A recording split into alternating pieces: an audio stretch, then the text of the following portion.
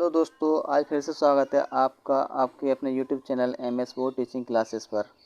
आज हम पढ़ेंगे यूपी बोर्ड की क्लास 10th NCERT का जो मैथ है हमारा, तो उसका जो चैप्टर नंबर 7 है उसे पढ़ेंगे। ठीक है, अभी तो कई चैप्टर पढ़ चुके हैं और हम इसे पढ़ेंगे अब, क्योंकि अब हमारे बोर्ड का जो एग्ज़ाम है बहुत नज़दीक है, तो बच्चों को बहुत दिक्कत हो रही है। उस दिक्कत को दूर करने के लिए मैं आपके लिए वीडियो अपलोड कर रहा हूँ। तो आप ज़्यादा से ज़्यादा इसे देखिए, समझिए। अगर एक बार में समझ नहीं आता आप 2 बार देखिए। ठीक है, और ज़्यादा से ज़्यादा लोगों को शेयर कीजिए, ताकि जिनको इसकी जानकारी नहीं है उन्हें मिल सके। ठीक है, और ज़्यादा से ज़्यादा चैनल को सब्सक्राइब आप कीजिए और अपने मित्रों से भी करवाइए। ठीक है, तो चलिए बात करते हैं इस चैप्टर में थोड़ा सा इसकी बेसिक के बारे में। तो हमारा जो चैप्टर है वो है आपका निर्देशांक ज्यामिति। ठीक है बेटा, तो निर्देशांक देखिए, जो आपका पेपर आता है उसमें आपका क्या होता है, थोड़ा बेसिक से ज़्यादा आता है, तो बेसिक भी आपको पता होना चाहिए इसके बारे में कि जो इसका बेसिक होता है वो क्या होता है। ठीक है, तो निर्देशांक क्या होता है बेटा, जो जैसे कोई हमारा एक पॉइंट है, यानी पहले मैं एक चतुर्थांश की बात करूँगा इसमें आपके। ये आपका एक चतुर्थांश होता है। यहाँ पे आपका क्या होगा, y नेगेटिव होगा, नीचे y पॉजिटिव होता है। ठीक है, इस साइड में x नेगेटिव होता है और इस साइड में x पॉजिटिव होता है। ठीक है, इस चीज़ को आप ध्यान से समझना, क्योंकि आपके पेपर में बहुत ज़्यादा आती है इसमें से क्वेश्चंस। तो ये जो फर्स्ट चतुर्थांश होता है, यानी पहला वाला, सॉरी, ऊपर वाला पॉजिटिव होता है, नीचे नेगेटिव होता है। ये फर्स्ट चतुर्थांश होता है। इसमें दोनों चिन्ह किसके होते हैं, प्लस के होते हैं, यानी x भी प्लस का होगा और y भी प्लस का होगा। ठीक है, एक्स वाई का सिस्टम क्या होता है कि अभी मैं उसे आपको समझाऊंगा। ये दूसरा चतुर्थांश होता है, तो दूसरे चतुर्थांश में क्या होगा बेटा, आपका x माइनस की होगी, y प्लस का होगा, यानी पहला साइन माइनस का आएगा, दूसरा प्लस का आएगा। बहुत अच्छी तरह से समझना, क्योंकि पेपर में आपको चिन्ह पूछने के लिए भी आ सकता है। इसका तीसरा देखिए, x भी माइनस की होगी और यहाँ पर y भी माइनस की होगी। ठीक है, x भी माइनस की और y भी माइनस की। थर्ड में x तो हमारी प्लस की होगी, लेकिन y हमारा क्या होगा, माइनस का होगा। जैसा कि देखिए, अगर आपसे पूछ लिया जाए इसमें कि माइनस के 4,3 किस चतुर्थांश में स्थित है, माइनस के 4,3, तो आप देखिए माइनस की x इसमें आ रही है और y की प्लस आ रहा है, y की जो वैल्यू है वो प्लस में है। तो यानी ये माइनस के 4,3 किस चतुर्थांश में स्थित है, आपका सेकंड चतुर्थांश में स्थित है। तो आपको ये जानकारी पहले से थी या नहीं थी, कमेंट बॉक्स में आप मुझे कमेंट करके बताना। ठीक है, यदि नहीं थी, अगर आपको अच्छी लगी है तो इसे सब्सक्राइब करिए, वीडियो को लाइक करिए और ज़्यादा से ज़्यादा शेयर करिए। तो बेटा देखिए, अगर आपको अच्छे नंबर लाने तो आपको मेहनत तो करनी होगी। ठीक है, क्योंकि एक रात की या एक दिन की मेहनत में कोई राजा नहीं बनता है, सालों साल लग जाते हैं। ठीक है, बोर्ड एग्ज़ाम में आपको बहुत ज़्यादा पढ़ना पड़ेगा। तो देखिए, अगर इसमें हमसे बोल दे वो क्योंकि माइनस के 5 माइनस के 6 किस चतुर्थांश में स्थित है, तो आप क्या करोगे इसमें। ठीक है, तो आपको क्या करना है, इसमें देखना है कि माइनस के दोनों किस में आते हैं। तो माइनस के दोनों कौन से में आते हैं आपके बेटा, थर्ड चतुर्थांश में, फर्स्ट सेकंड थर्ड चतुर्थांश में। अगर आपसे वो बोल दे कि 4,5 को चतुर्थ चतुर्थांश में क्या करना है, आपको चौथे चतुर्थांश से व्यक्त करना है। तो चौथे में क्या होता है बेटा, आपका x प्लस की होती है और y माइनस की होती है। ठीक है, तो आप इसे इस प्रकार से व्यक्त कर सकते हैं। अब बात आती है बेटे इसके निर्देशांक की, कि निर्देशांक क्या होता है। तो निर्देशांक होते हैं इसके x और y की वैल्यू। ठीक है, निर्देशांक निर्देशांक क्या होता है आपका, x और y, ये दोनों की वैल्यू क्या कहलाती है, निर्देशांक। ऐसा आप क्लास 9th में पढ़ चुके होंगे, या नहीं भी पढ़ा है तो अब सीख लीजिए, कोई दिक्कत नहीं है। तो निर्देशांक आपको पता चल गया, x और y हो गए। अब बात आती है इसके कि इसके जो तल कितने होते हैं। तो इसके दो तल होते हैं, एक क्षैतिज तल होता है और एक ऊर्ध्वाधर तल होता है। ठीक है, तल कितने होते हैं चतुर्थांश के, तल होते हैं आपके बेटा 2। कौन कौन से होते हैं, एक होता है क्षैतिज और एक होता है ऊर्ध्वाधर। क्षैतिज तल और एक ऊर्ध्वाधर बोलते हैं उसे, ऊर्ध्वाधर। ठीक है, ये 2 तल होते हैं आपके, नोटिस करते चलना, कोई दिक्कत वाली बात नहीं है। तो इसके बाद देखिए, ये भी जानकारी हमें मिल गई, इसके 2 तल होते हैं और इसके जो निर्देशांक होते हैं x और y। अब आती है बात बेटा इसकी भुज और कोटि की। ठीक है, तो चलिए, इसमें आपको ये नहीं पूछेगा भुज क्या होता है, कोटि क्या होता है, बस आपसे यही पूछेगा। अब बात करते हैं इसमें जो पहली एक्सरसाइज हमारी बेटा, देखिए प्रश्नावली 7.1। बिंदुओं के निम्नलिखित युग्मों के बीच की दूरी ज्ञात कीजिए। तो आपको क्या करना है, दो बिंदुओं के बीच की, यानी कि जैसे कि देखिए आपसे मैं बात कर दूं कि यहाँ पर एक्सरसाइज 7.1, ठीक, ये ए पॉइंट है और ये एक बी पॉइंट है। इनके दोनों के हमें निर्देशांक दिए, तो इनके बीच का डिस्टेंस कितना होगा वो हमें बताना है। दोनों के बीच की दूरी हमें ज्ञात करके देनी है। तो देखिए यहाँ पे जो निर्देशांक है ए के वो कितने 2,3 है और बी के कितने हमारे 4,1 हैं। लेकिन इस सवाल को करने से पहले हमें एक सूत्र पता होना चाहिए इसका, ठीक है। चलिए मैं एक्सरसाइज को स्टार्ट करने से पहले थोड़ा सा बेसिक और बाकी आपका उसे भी क्लियर कर दूँ यहाँ पर। तो देखिए बेटा, यहाँ पर हम बात करेंगे किसकी, दो बिंदुओं के बीच की दूरी। दो बिंदु होते हमारे पास ए और बी, ठीक है। दो बिंदुओं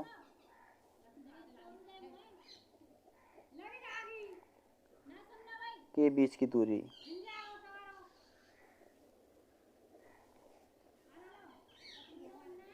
तो दो बिंदुओं के बीच की दूरी का सूत्र होता है वो क्या होता है बेटा आपका, जैसे कि देखिए दो बिंदुओं के निर्देशांक ले सकते हैं यहाँ पर। जैसे ए बिंदु है, इसके निर्देशांक होंगे x1 y1, और जो बी बिंदु होगा उसके निर्देशांक होंगे आपके x2 y2।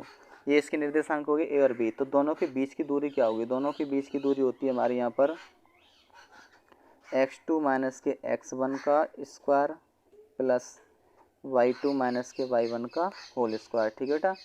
x2 माइनस के x1 प्लस y2 माइनस के y1 का होल स्क्वायर, ये दोनों का क्या हो जाएगा, दो बिंदुओं के बीच की दूरी आपकी कंप्लीट हो चुकी है।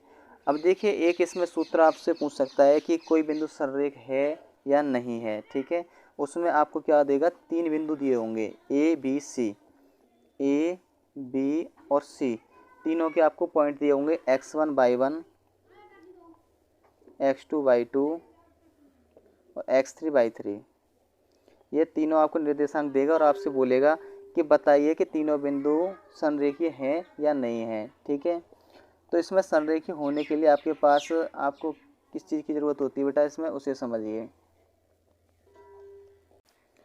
तो संरेखीय होने के लिए आपके लिए बेटा क्या होना चाहिए कि इसमें से कोई सी एक वैल्यू, इसमें से या तो बीच वाली कोई एक वैल्यू या आगे वाली पीछे, ज़्यादातर क्या होता है इसमें बीच वाली वैल्यू की जो बीच की दूरी होगी वो अन्य जो दूरियों की या तो बराबर होनी चाहिए, ठीक है, जहाँ तक वो बराबर ही होनी चाहिए, तो ये संरेख होगा। या फिर तीनों की वैल्यू क्या आनी चाहिए, एकदम इक्वल आनी चाहिए, एकदम बराबर, ठीक है। संरेख होने का मतलब क्या होता है कि तीनों बिंदु एक ही रेखा में स्थित हों, संरेख, ठीक है। संरेख क्या होता है, तीनों बिंदु एक सीधी रेखा में स्थित हों,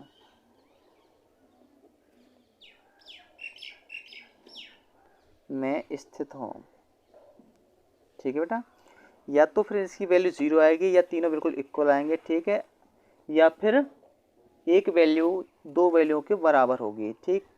अगर आपसे पूछ लेता है इसमें बेटा कि बताइए दिए गए तीनों बिंदु किसी त्रिभुज या समबाहु त्रिभुज में है या समद्विबाहु त्रिभुज है, विषमबाहु त्रिभुज में है।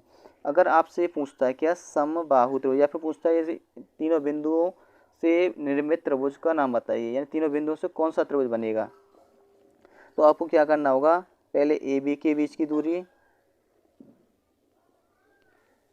उसके बाद आपको बी सी के बीच की दूरी, उसके बाद आपको ए सी के बीच की दूरी, ठीक है। बारी बारी से क्या करना है, तीनों के बीच की दूरी आपको ज्ञात करनी है। अगर तीनों की वैल्यू इक्वल आती है, तीनों की वैल्यू आपको बराबर मिलती है, तो आप कह सकते हो कि दिए गए बिंदु समबाहु त्रिभुज के निर्देशांक हैं। अगर आपको दो की बराबर मिलती है तो समद्विबाहु त्रिभुज के निर्देशांक है। अगर आपको किसी भी पॉइंट की, यानी किसी तीनों बिंदुओं से किसी की दूरी बराबर नहीं मिलती है, तो आप कह सकते हो कि दिए गए बिंदु विषमबाहु त्रिभुज के निर्देशांक है, ठीक है बेटा। तो ये आपकी त्रिभुज का मैटर कंप्लीट हो गया। इसके बाद देखिए अगर आपको चार बिंदु दिए होते हैं यहाँ पर ए बी सी और डी, तो आप पहले ए बी के बीच की दूरी निकालेंगे, फिर बी सी के बीच की दूरी निकालेंगे, फिर सी डी के, फिर उसके बाद ए डी के, चारों की अलग अलग आपको वैल्यू निकालनी है। फिर उसके बाद आपको बताना है अगर दोनों की इक्वल आ जाती है, इन दोनों की बराबर, या फिर कोई से भी दो की, या भी ए बी और सी डी और बी सी और ए डी, इनके बीच की दूरी अगर आपको बराबर मिलती है या कोई से भी दो की बराबर मिल जाती है, तो आप कह सकते हो कि दिए गए बिंदु जो हैं समांतर चतुर्भुज के निर्देशांक हैं। अगर आपको इसमें से चारों ही बराबर मिल जाते हैं, तो आप कह सकते हो कि वह एक वर्ग यानी कि समबाहु चतुर्भुज के निर्देशांक है। ठीक है, अगर वो आपसे कहता है कि बताइए कि दिए गए निर्देशांक आयत के निर्देशांक है, देखिए चलिए मैं आपको बता दे रहा हूँ कि समचतुर्भुज के लिए क्या होता है। समचतुर्भुज के लिए होता है कि चारों जो दूरी जो बीच की दूरी आएंगी वो इक्वल होंगी, यानी कि ए बी बराबर होगा आपका सी डी बराबर बी सी बराबर ए डी, चारों की वैल्यू आपकी क्या आनी चाहिए, इक्वल आनी चाहिए, तो समचतुर्भुज हो जाएगा।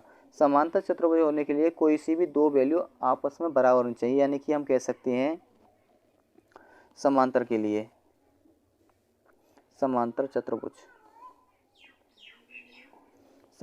होने के लिए आपको क्या होना चाहिए बेटा कि ए बी बराबर ए डी और आपकी बी सी बराबर सी डी, ये आपकी दोनों क्या होनी चाहिए, इक्वल होनी चाहिए, तो ये आपकी समचतुर्भुज हो जाएगा। अगर ये आयत की भी बात कहता है तो आयत में भी यही सेम सिस्टम होगा। अगर कोई समांतर चतुर्भुज है तो वो क्या होगा, आयत होगा। अगर कोई समचतुर्भुज है तो वो क्या होगा, आपका वर्ग होगा, क्योंकि वर्ग की चार भुजा बराबर होती हैं और आयत की आमने सामने की भुजा बराबर होती है। तो ठीक है, देखिए ये भी बहुत मोस्ट इंपॉर्टेंट था, इसलिए मैंने आपके लिए बीच में लिया है, आपका थोड़ा सा समय मैंने ख़राब किया है। चलिए अब बात करते हैं एक्सरसाइज की। तो हम यहाँ पर बात कर रहे थे एक्सरसाइज की। तो अभी मैं आपको दो बिंदुओं के बीच की दूरी का सूत्र लिखा चुका हूँ। तो यहाँ पे लिखेंगे ए बी के बीच की दूरी, ए बी के बीच की दूरी। एग्जाम में पेपर हल करने से पहले आपको सबसे पहले यहाँ पर सॉल्व लिखना है कि आपने यहाँ से सॉल्व किया है। ठीक है, तो ए बी के बीच की दूरी क्या होगी बेटा, यहाँ पर ये हो जाएगा आपका, सबसे पहले सूत्र लिखिए यहाँ पर, उससे सूत्र लिखने से आपके लिए बहुत ही ज़्यादा क्वेश्चन ईजी हो जाता है। यहाँ पर लिखिए, यहाँ पर x1 y1, ये x2 और ये y2, तो ये हो जाएगा आपको यहाँ पर x2 माइनस के x1 का स्क्वायर प्लस ये हो जाएगा आपका y2 माइनस के y1 का स्क्वायर। ठीक है बेटा, x2 कितना यहाँ पर 4 है, x1 कितना यहाँ पर 2 है, इसके ऊपर रूट लगाइए होल स्क्वायर प्लस y2 1 है और y3 3 है, इसका स्क्वायर करेंगे, 4 से 2 घटेगा 2 बचेगा, 2 का स्क्वायर, 3 से 1 गया तो यहाँ पर माइनस के 2 का स्क्वायर, 2 का स्क्वायर 4 प्लस 2 का स्क्वायर 4। ठीक है, 4 और 4 प्लस करेंगे तो हो जाएगा आपका 8। 8 को क्या लिख सकते हैं हम, 4 गुणा 2, तो इसमें से क्या होगा, 4 का वर्गमूल 2 बाहर आ जाएगा, 2√2, ये आपका आंसर कंप्लीट हो गया। ठीक है बेटा, तो उम्मीद करता हूँ कि आपके बहुत अच्छा समझ में आएगा, कोई आपको दिक्कत नहीं हुई होगी। चलिए बात करेंगे बेटा इसमें अगले क्वेश्चन की।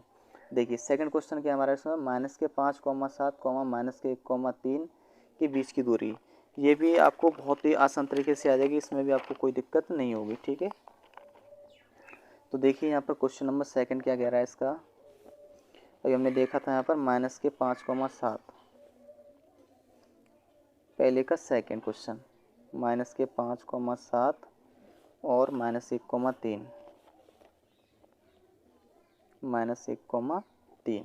ठीक है, इसमें भी आपको क्या करना है, x1 y1 x2 y2। ठीक है, इतना करना है आपको। इतना करने के बाद आपने क्या करना है, पर दो बिंदुओं के बीच की दूरी का सूत्र लिखना है। सूत्र लिखना बहुत ही मोस्ट इम्पोर्टेंट है, जितनी बार आप लिखोगे उतना ही अच्छा आपको याद हो जाएगा। तो रूट में लिखिए यहाँ पर x2 माइनस के x1 का स्क्वायर प्लस y2 माइनस के y1 का स्क्वायर। चेक करते हैं, x2 माइनस के 1 है, x1 माइनस का है तो माइनस माइनस प्लस के 5 का स्क्वायर, y2 आपका कितना है 3 है, y1 कितना है आपका 7 है, इसका स्क्वायर करिए, कितना बचेगा यहाँ पर 4 का स्क्वायर प्लस ये भी कितना बचेगा आपका 4 का स्क्वायर, कितना हो जाएगा आपका यहाँ पर रूट के अंदर 16 प्लस 16, तो ये हो गया आपका रूट के 32। ठीक है, 32 को कैसे लिखेंगे हम यहाँ पर, 16 गुणा 2, 16 का स्क्वायर रूट कितना होता है बेटा, 4√2 आंसर कंप्लीट हो गया, कोई दिक्कत नहीं है। चलिए इसका क्वेश्चन नंबर थर्ड देखते हैं, पहले का तीसरा। फर्स्ट का थर्ड क्या है उसे भी देखिए एक बार, a प्लस बी और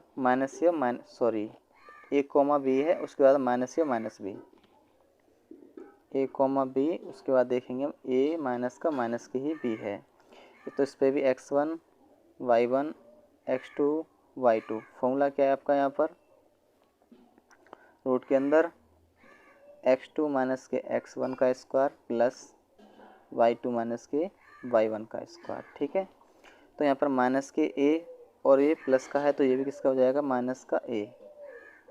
स्क्वायर लगाइए, माइनस के b प्लस का है तो माइनस के b का स्क्वायर। तो ये कितना हो जाएगा आपका, माइनस के 2a का होल स्क्वायर प्लस माइनस के 2b का होल स्क्वायर। कितना हो जाएगा आपका यहाँ पर आके 4a स्क्वायर प्लस के 4b स्क्वायर। तो इसमें से हम क्या कर सकते हैं, 4 कॉमन, ये रहेगा आपका a square plus b square. Common लेंगे यहाँ से, स्क्वायर रूट से बाहर आ जाएगा आपका, कितना हो जाएगा a square plus b square. Complete हो गया।